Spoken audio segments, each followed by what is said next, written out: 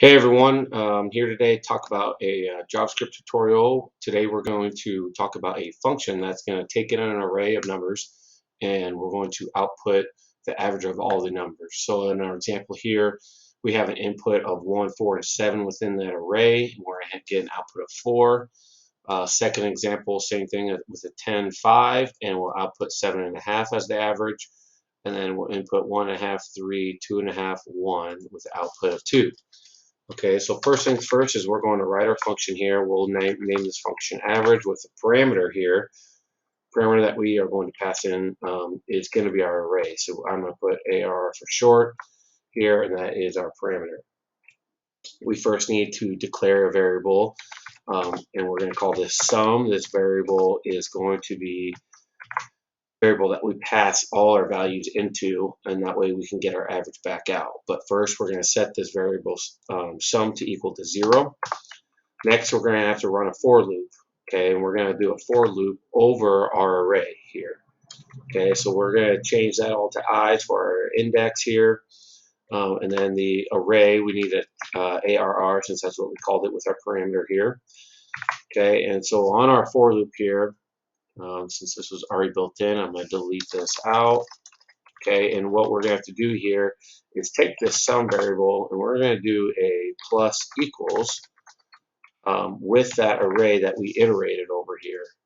Okay, so all the values that we iterated over are here, and then we're going to push it into our sum variable. Other ways you can do it is you can set this, create a new variable, new const here, and then push it into there, or you can just do it like this since it's a very short function and very simple to use. Okay, and so then at the end of this, after outside the loop, we're going to now return our sum that we just pushed into it, and we need to divide it by our array.length. Okay, and then now this function here should function properly. There's other ways you can clean this up a little bit if you have a lot more code that goes into it. But this here is a very simple, straightforward way to do it. Okay, so now outside of our function, just to test this here, we're going to console log here, our average function, and with our array inside of it, 1, 4, and 7. Okay, and then I'm a hard code 4 here at the end of it, so I can see and test to make sure that we're getting our values here. Our hard code is what we're expecting, and then we'll see within that call average function there what we're actually going to get. Same thing for this one here. We're going to hard code in our 10.5, and then we'll put in our 10.5 for the array, and then we'll hard code the 7.5.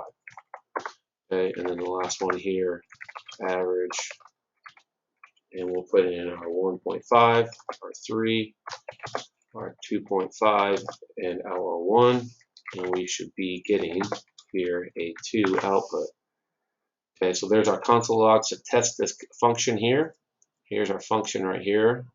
Everything's inside of it. So now down in our terminal here, we can just run with node here our average.js, name of the file.